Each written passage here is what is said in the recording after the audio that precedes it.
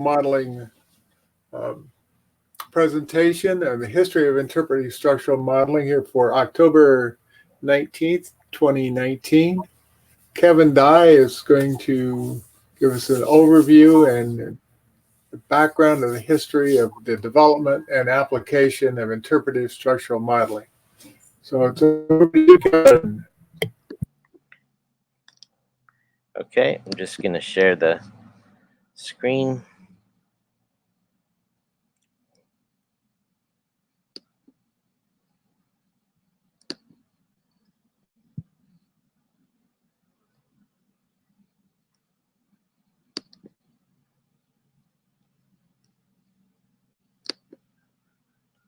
So this work was originally done about 2 years ago. It was presented at the Hellenic System Science Conference last year and a half or so in Sparta. And it's a pretty long deck. And I'm just going to focus on the things that connect the arrows in this deck. And the idea of it is that it's a conceptual influence map. I haven't seen that type of thing done with ISM before, although that'd be an interesting thing. And it's not, and you won't necessarily find this by citation histories. So there's ways of doing structural models just by mapping the reference list of technical papers. But there's a lot of things that you miss in doing that. And to give you an idea of that, I'll just relate a simple story of someone that John Warfield sent to me from South Africa. And she actually had been kind of doing a tour around the world, visiting different systems scientists.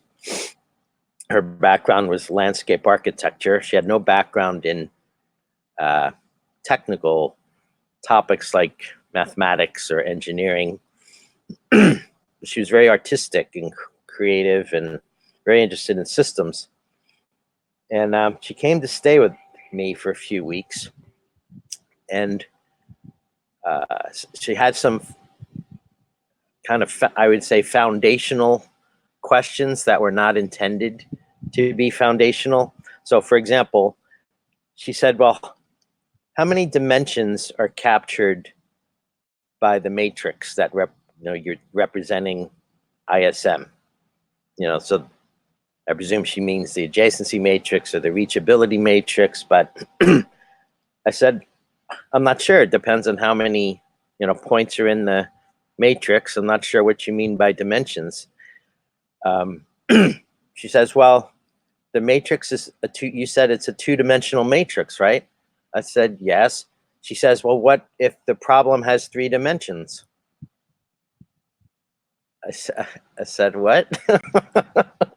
I said, it represents as many dimensions as you add rows and columns to the matrix. She says, I think that unless you have a 3-dimensional matrix, that you might be missing something. How do you answer this? And I said, it's 2-dimensional, but it doesn't mean that we're just capturing like 2 dimensions of the world and the world is 3D. Anyway, this discussion went on for days. How do you know you're not missing something?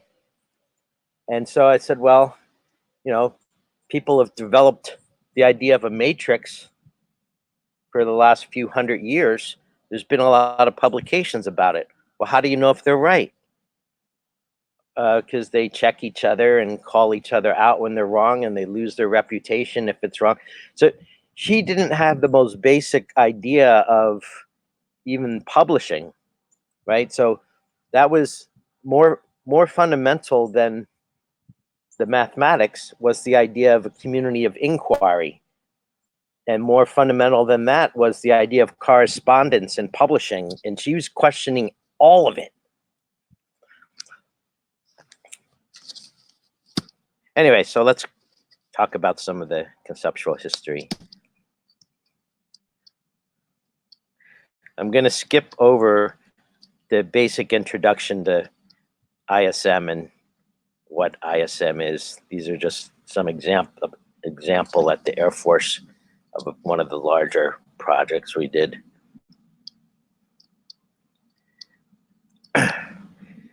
But this, those initial ones were for people from the system science community that might not have been familiar with structural modeling. So here's a basic idea, a basic concept that John Warfield adopted alongside Hassan Ozbakan. And that was the notion of an what Warfield came to call an observatorium, what Harold Laswell called the social planetarium. Laswell was a political scientist at Yale. And the idea was also, I think, an earlier notion of it was war room. That was certainly a name employed by Rand Corporation and by the British. Churchill, even still to this day, has a museum called Churchill's War Room, something like that. And the idea is just to get all the data about a situation and envelop yourself in it. And so the typical design of that for interactive management session is in the upper right. And that would get redesigned for depending on the number of participants. There's actually a bunch of equations behind this diagram. How far, what size font do you need on the wall? It depends on how far the farthest chair is from it to be able to read it.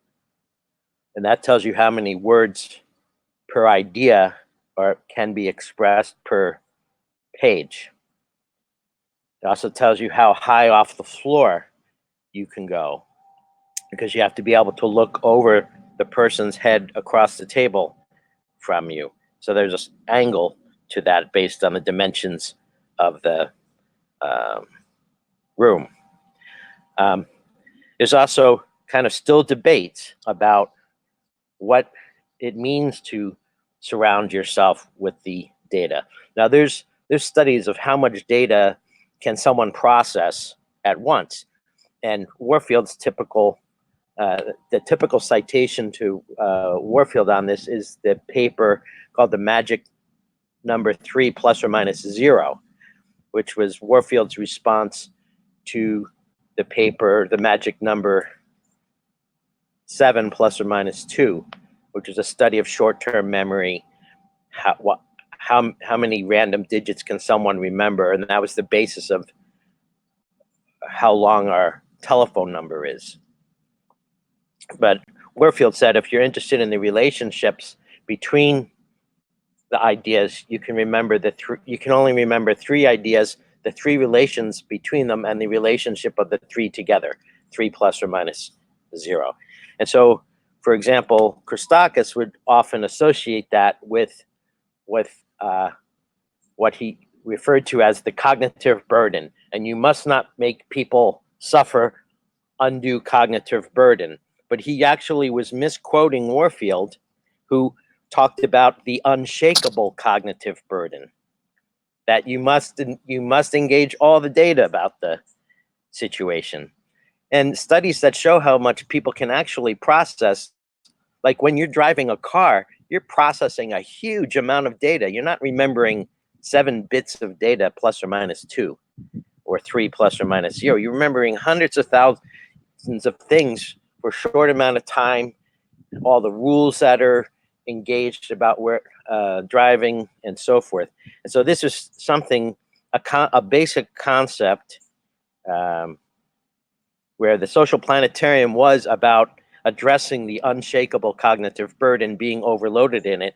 And then one of the primary practitioners themselves got it misunderstood in the later years because he got it associated, Christakis that is, got it associated with wanting to be nice to people, fighting for the underdog, kind of a rebellion against technology itself, even though he was a progenitor of technology. And so it was a kind of a basic idea of this. And alongside this concept was in the 50s and 60s, there started to be a very strong influence of information processing on the study of human interaction. So basically, treating the theories, we're treating people as if they were computers or the models we had for computing, and then trying to impute that to how to best work with people. And this is a concept that kind of fell away in the past, I'd say 20 years, at least in the Christakis branch. He's gone more to more humanistic, dialogic basis of understanding how things, how people interact, rather than a kind of a computational information science basis. So there's several different concepts packed together there. I'm going to skip to the next kind of. Is there any questions about that one?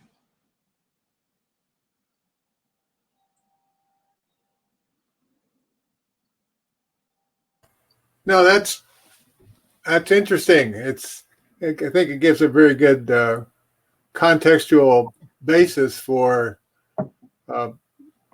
looking at what's going on today, because this has been going on for a period of time, quite 60, 70 years, and so there's things definitely have changed over time, and this really adds a little bit of background information to enhance that understanding of how those changes happened.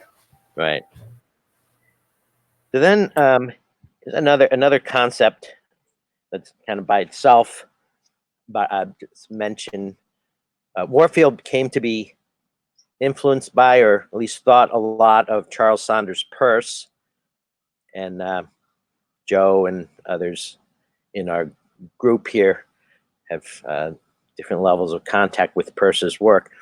This is one that was based on Peirce's community of science, or community of inquiry idea. And it's basically a model of science and American pragmatism, right? That you develop a theory, come up with a methodology from that theory, you carry out applications, you learn about how well that works, you revisit the foundations under the theory, and you revise the theory. That's their philosophy of science, or pragmatism, behind Warfield's view of what they were doing. And I would say, in large part, they really didn't do it. They actually started with methodology. They borrowed nominal group technique from Delbecq and Van de Ven from his doctoral thesis as a rebellion against brainstorming, which had been discredited in the Journal of Operations Research in the early 60s. They developed ISM by the early 70s. They never developed their own technique for clustering. They just did a bubble sort, which is almost no technique at all. They did do a bunch of applications. Warfield came to focus on doing problematiques, just looking at problems and aggravation amongst problems, whereas Christakis tended to focus on action planning. But in contrast to Warfield, Christakis, who did a lot more applications eventually, never collected any data about them. He just gave up that idea. In fact, he rebelled against the very notion of evidence itself. So as a result, never revisited foundations. Instead of looking at the foundations of the methodology, the main methodology they spend their time on is with nominal group technique. Never referenced the material, never referenced the underlying foundations of that approach. But then came to espouse theories of why what they did was so great. So he kind of bastardized this thing, but it was a basic concept that I was enamored with because it was a model of pragmatism that was espoused. This was published in the General Systems Research Journal. I forget which one. Systems Research and Behavioral Science. But they never actually followed it themselves. But it was a concept that one of the things that attracted me into the field. This is an interesting study, but not especially connected to the graph diagram. If you look on the left, you'll see Warfield there, identified as the only crossover design research person that spanned social and systems approaches, according to these guys at Carnegie Mellon back in the 80s. So in terms of categories, categories of design research, one of the, say at least one of the few that crossed over. And that sounds surprising to us because we think of systems work as inherently social. But if you look at work that's done in systems science for decades, most all of it was done by individuals. They would study something, they develop a systems model. The idea of engaging the stakeholders with systems dynamics was rare. There's, back up until I would say the late 80s, it was rare to see systems dynamics papers that had actually engaged stakeholders, except through one-on-one interviews, maybe. It wasn't used as a social dialogue method, except to produce the analyst interviews everybody, produces the diagram, represents it to a group, and they talk about it. But they actually didn't use the systems dynamics modeling process as a mode of interaction. But it was something everyone thought or many people just presumed that's how it was happening. So this is just looking at a seminal work that was never published, which was actually done as a grant proposal. It was for the Club of Rome. And the people that ended up funding it, I think, was the Volkswagen Foundation. And there was I think they referred to him as an industrialist, Aurelio Pache, who had written a book called The Chasm Ahead. And it was about kind of global politics and dynamics and economics. And very influential on Hassan Ozbakan, who was really, even today, he passed away several years ago, decade ago. He is an ethicist, but even today considered a doctrine level author on the theory of planning by the U.S. military. And his paper, General Theory of Planning, also unpublished. Big piece of work. Very, very technical. Anyway, he was the son of one of the last diplomats of the Ottoman Empire before Ataturk took over. So he spoke like 5 languages, something very worldly. view. And he's the one that reinvoked this notion of the problematique from, I think it was Lavoisier in the 17th century. And he was a mentor to the Greek Christakis. And the thing that Christakis had as a concept that married with the notion of the problematique was his background in field theory. Christakis had worked for Archibald Wheeler, the guy who coined the term wormholes, one of the people that advanced field use of field theory to study physics, and then came to work for a guy named Doxiadis, who was an urban planner, and applied. Doxiadis said, "I want you to apply this type of math to the theories of urban planning." And so he spent several years doing that. He had about 50 people working for him doing that down in Washington. And then Christakis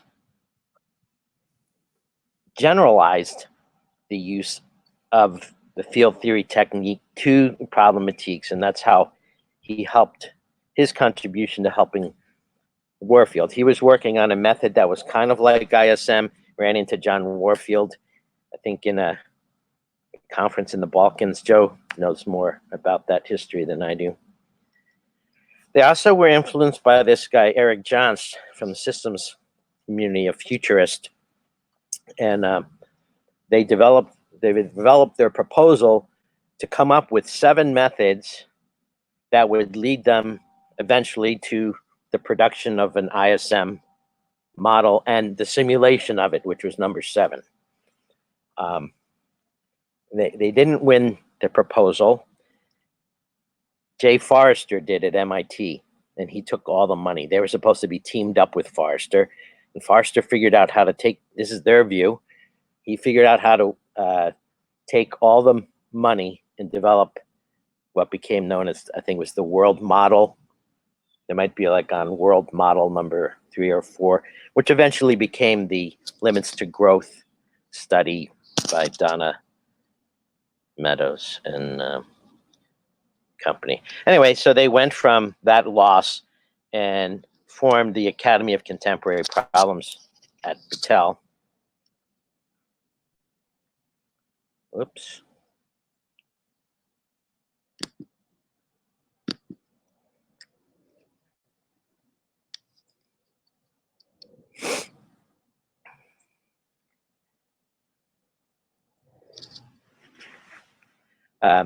So Christakis, who was originally a physicist, got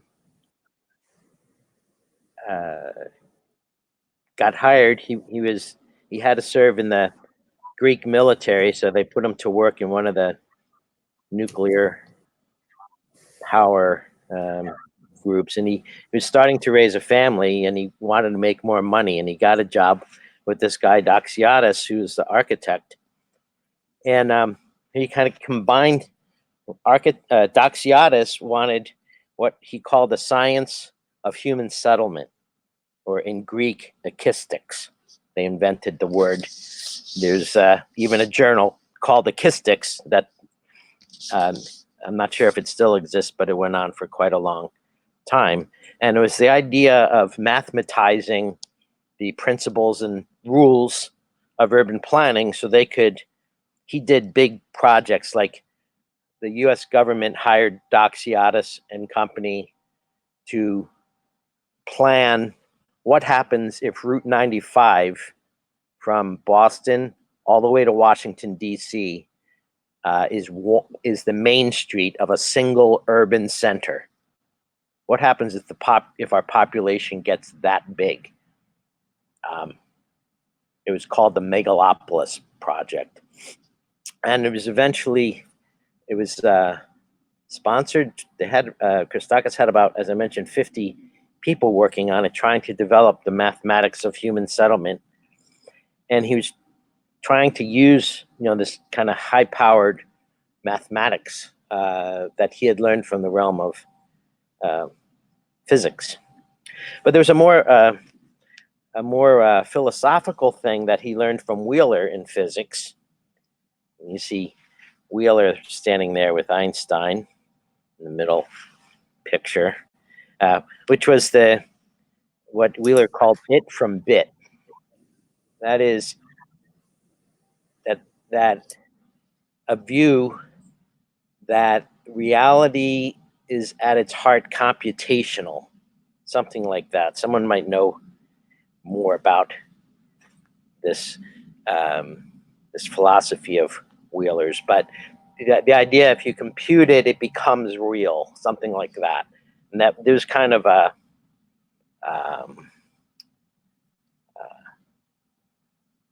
concept that was part of the idea that if you model, if you model your future actions in ISM, it makes them more likely to happen. So it's kind of an unusual concept that came out of a physicist that influenced Christakis. Another set of concepts behind ISM that was important to Warfield was the work of Frank Harari in graph theory. And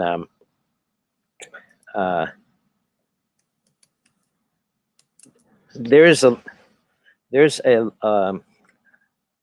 now looking back, you can see a lot of progenitors, is that the word, to graph theory. But for as much as I've gone through it, and I first read Harari's books in the late 80s,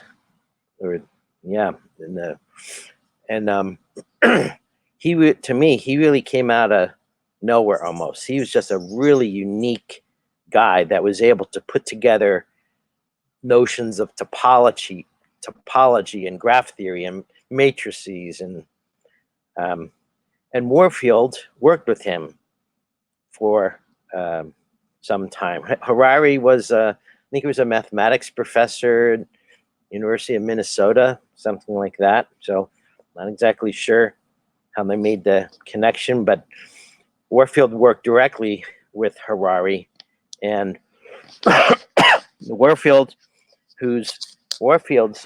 training was in communications engineering, and he was very familiar with networks and the math of electrical networks or communication networks. So he had an appreciation for what Harari was doing, because it was more deeply mathematical than the applied stuff that Warfield had been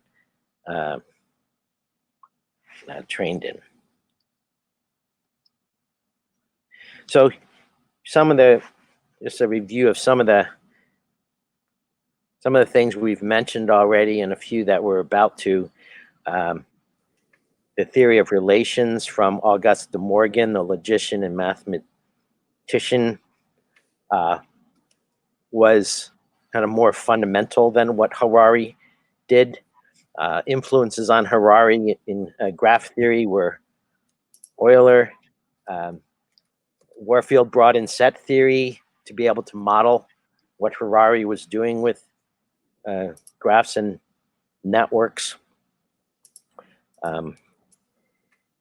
Then the move to represent the solve by binary matrices. I saw some work by a book by Rapoport, I think it was from the late 30s, where they were representing patterns of communication for problem solving in the Bovelis lab at MIT,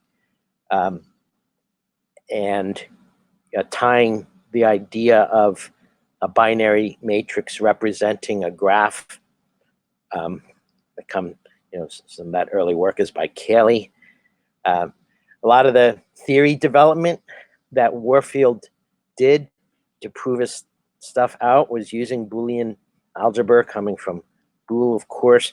The more fundamental notion than that is the use of formal languages. Priga and Hilbert are widely cited there. Now we're going to talk about a few other ones. The notions of abduction, and I think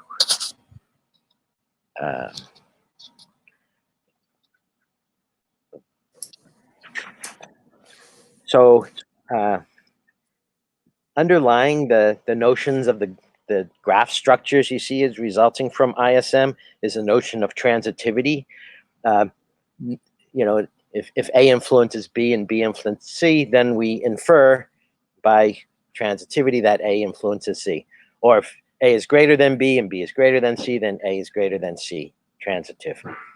That simple notion, which seems like an obvious rule, actually took centuries to cultivate.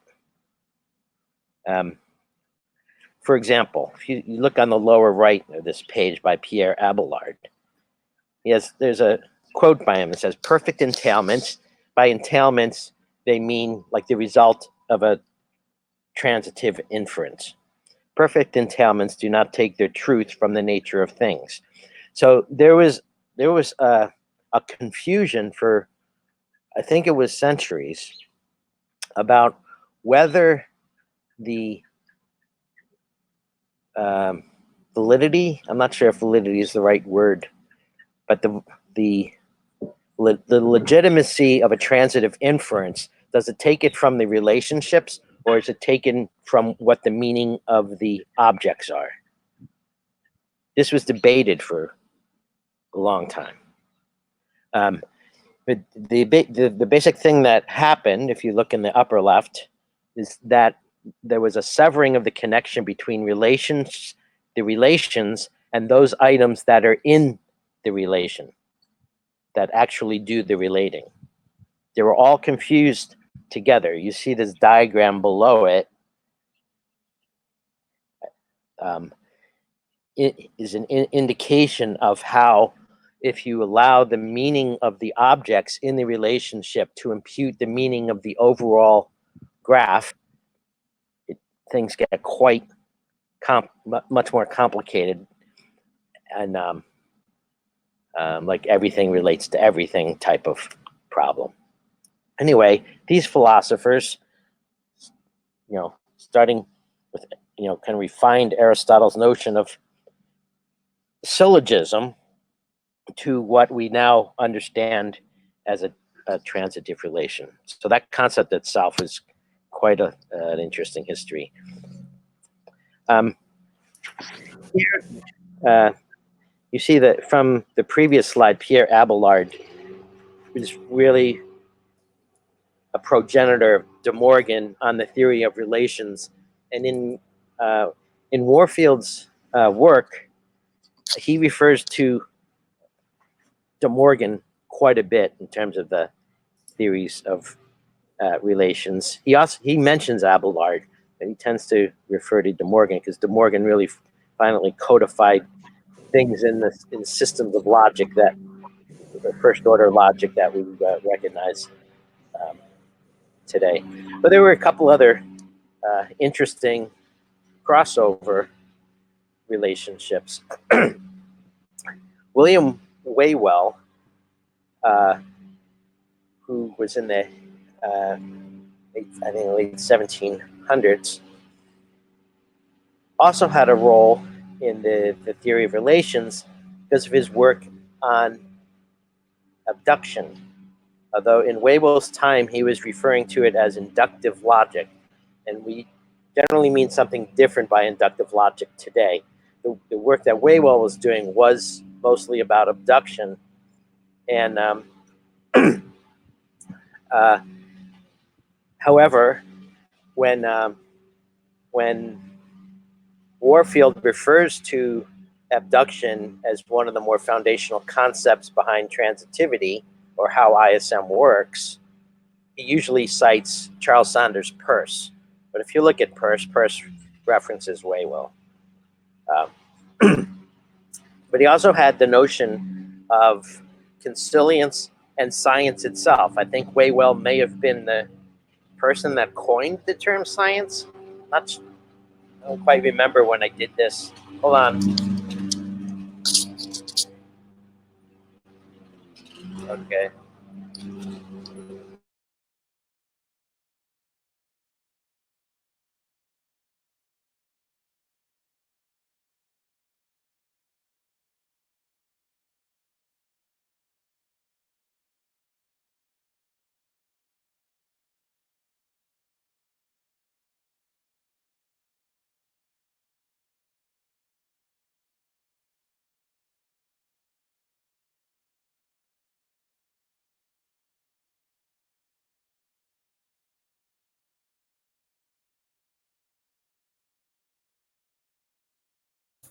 think we have Kevin's moving to a quieter Sorry spot. about that.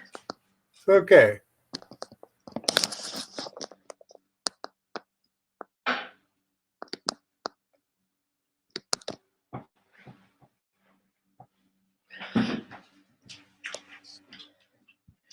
So anyway, this comes back to the domain of science model, theory, methodology, applications, foundations, loop. Waywell was influential in on Peirce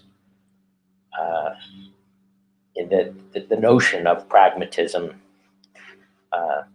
itself. Let's go to the next one. I won't go through this, but the development of the idea of a matrix itself had almost a 2,000-year evolution. These are some examples. Matrices, the primary path, I think that would be recognized here, maybe Morgan to Sylvester and Cayley, though I'd say that to my reading, Warfield doesn't really reference any of the origins of matrices. He pretty much just adopts them and uses them.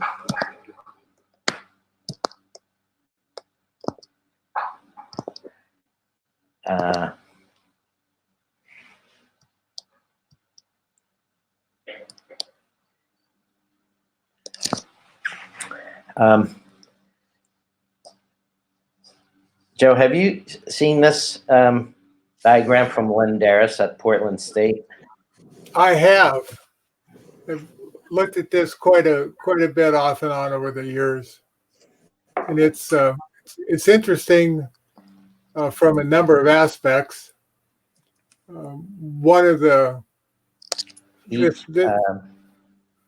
this is contemporaneous with Warfield and Christakis' work, and it puts into, it's not really a conceptual influence diagram itself. It's more, what tools can you use to produce what types of structures? And you'll see in here, excuse me, you'll see in here, ISM is just one of the tools for doing structural modeling. I mean, a lot of times within the interactive management or structured dialogic design community, they talk about structural modeling as if it's synonymous with interpretive structural modeling, but it's not. There are many tools for structural modeling. Already by 1980, there were this many tools that you see on the diagram here. Right. Quite an interesting approach. Of course, there's all kinds of structural modeling depending upon, your domain of focus.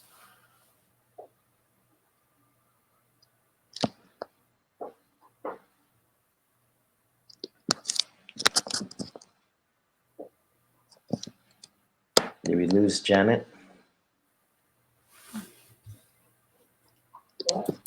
Not you. She's back.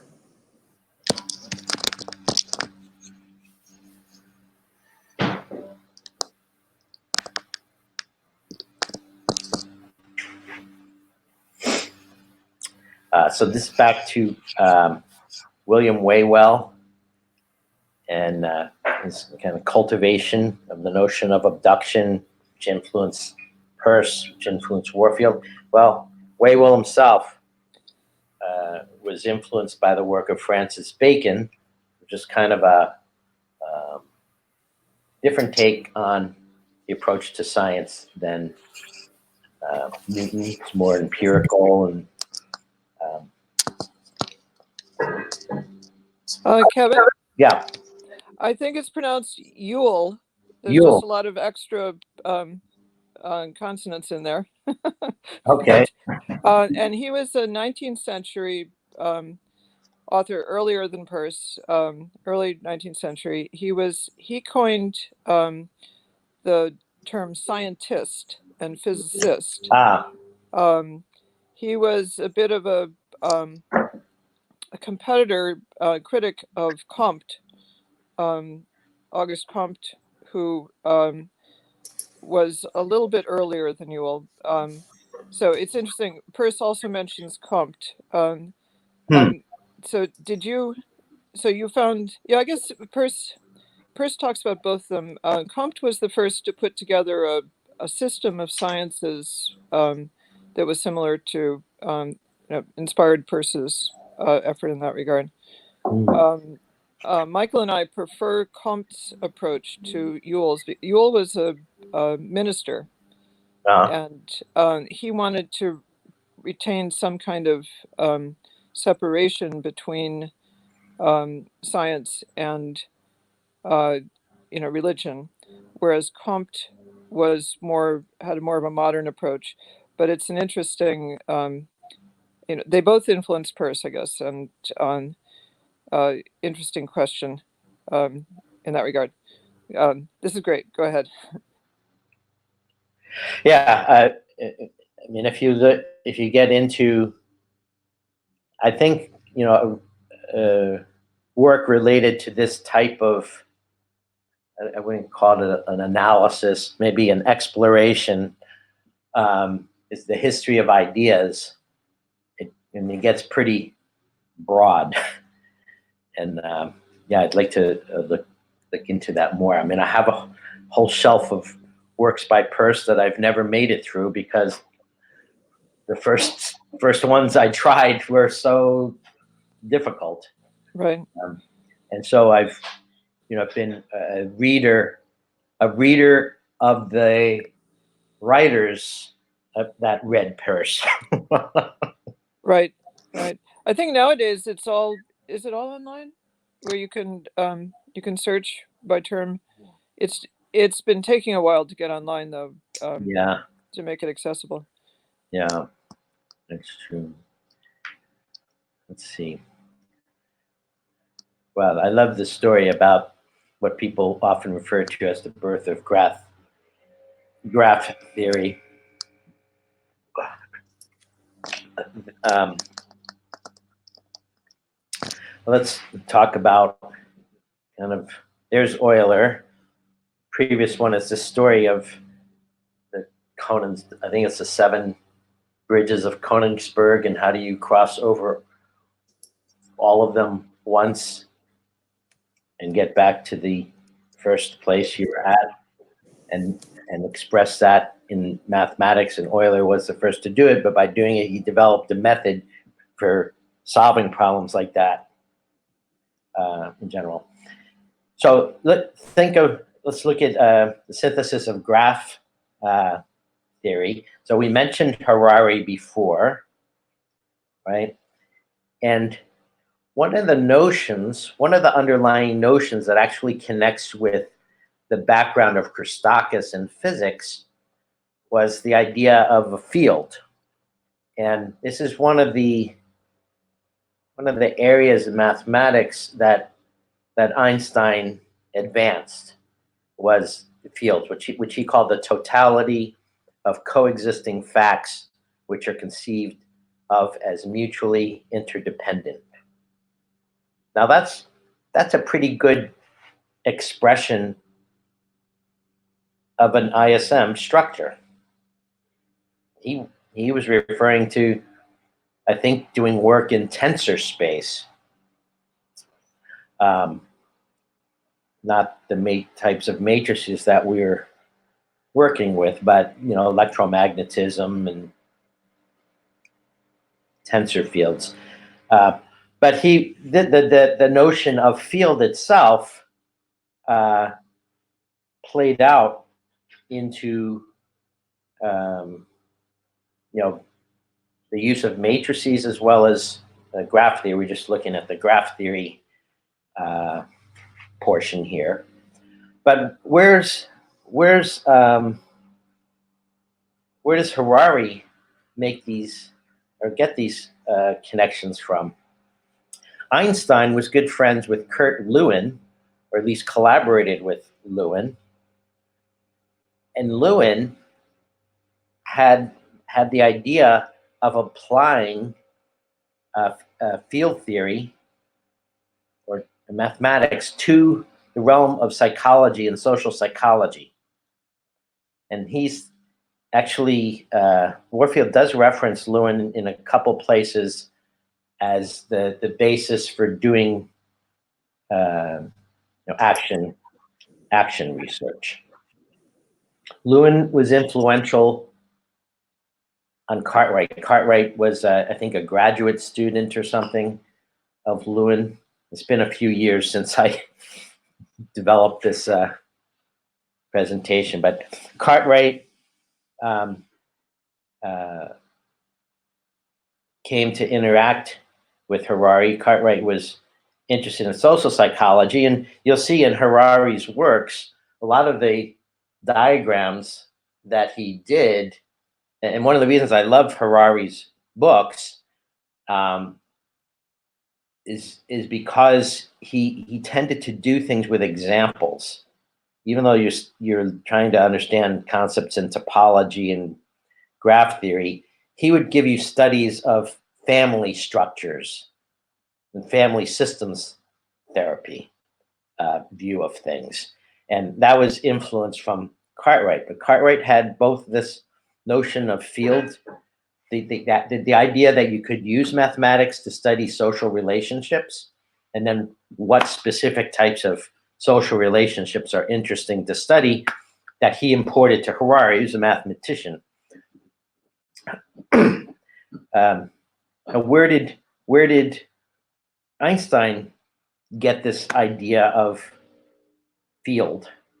And you can see influences from Max Wertheimer, probably mispronouncing that, but he's one of the founders of Gestalt psychology and the interest in overall patterns, right? So the concept, that's why one of the problems of doing a conceptual network diagram like this is it's not just that one concept influences another. There's also gradations in is an idea, a concept more fundamental or more general than another. So there's actually should be multiple types of arrows in this overall network, which I don't represent here. But the idea of attending to overall patterns is, I think, a more general idea than looking at a field, because the field is interested in the relationship of all the specifics within the pattern. So they're at least complementary. Maybe one is more general, more fundamental. But I just think it's very interesting that Wertheimer influences Einstein. Einstein spends time talking with the social psychologist about the notion of fields itself. And they end up training a social psychologist in the math. I think Cartwright was later came to be at MIT and part of the Bevelis lab, but which was a communications research group. And so from Cartwright and Harari, combining all these different bases of mathematics with the idea of that they could apply to studying social forms. So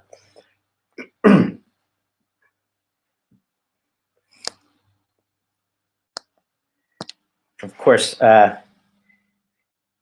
loosely related to graph theory, but related to part of the previous conversation is Warfield's concern with the methodology of science itself. He was kind of invoking pragmatism from Peirce, even though he never really did it. But Kant had a lot to contribute in terms of methodology of science.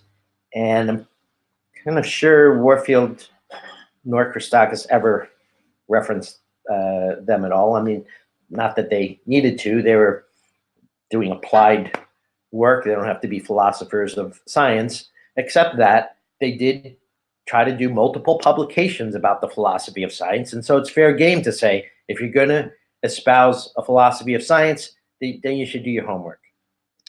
My opinion. This is a really interesting table by John Warfield that divides up a number of the concepts behind his work. On the left, you see a contribution. So there's articulation of transitivity, formal logic, the concept of variety in systems, and so forth.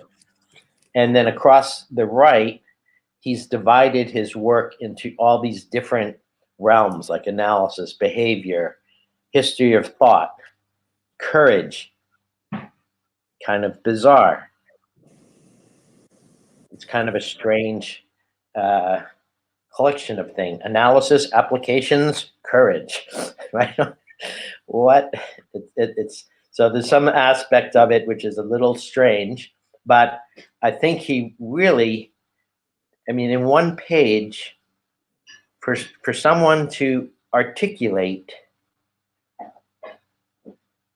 the intellectual origins of the different concepts at play in your work, according to where in your work it's had an effect, that's pretty incredible.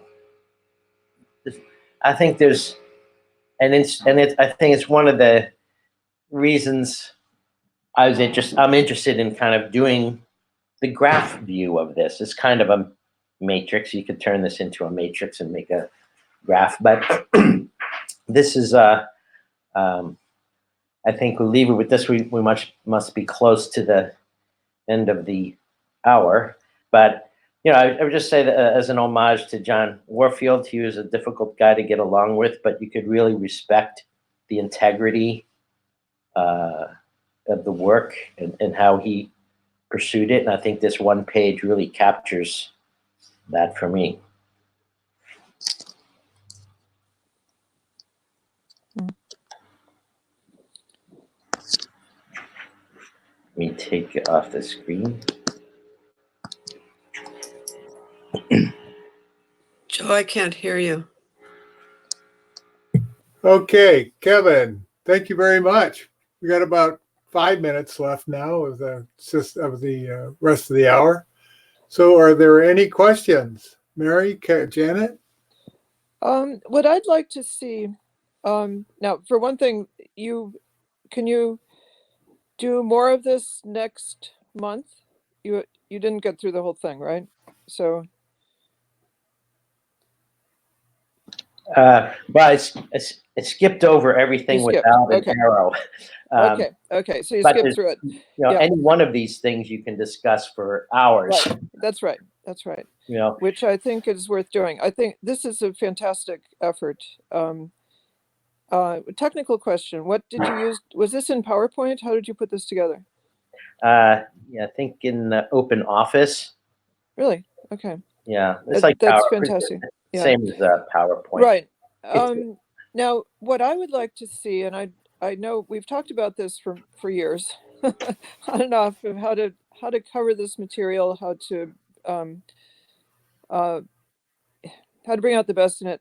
I think that it should somehow be put into a wiki, maybe Joe's wiki, and developed, as you're saying, into graphs. So that, see, partly the public is just ignorant of all of this. I follow people in the complexity science community and in the category theory community on Twitter, and they had a little discussion recently about their two fields, and they don't have any ideas that go back farther than I don't know, the 80s or so. They think all of this just sprung full grown at that point, and they don't have any idea of, even the systems effort let alone the conceptual influences that Warfield was always trying to bring out that go back throughout history. So it would be really good to have a project to publicize this. And, even if you just put it somewhere where it was, even just as this slide deck where people could point to it, it would be a counterbalance to that one diagram of, the, I forget who it was, but the one that gets cited a lot with complexity science, I think, as the primary output. Is a little bit of a flow chart, and it's a pretty short flow chart that gets cited a lot.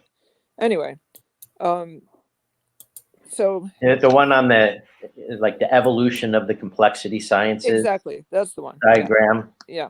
Yeah. So the streams of systems thought, the massive graph, that's very good. But this, That's by the French guy. yeah. Yeah. This one gets more at the substance of the ideas and how they were interdependent. And the math, as we have discussed before, is ultimately where you show, I guess it's partly the conceptual structures and it's partly the math. And that's where you can show people what the actual origins were of these, who first came up with these methods.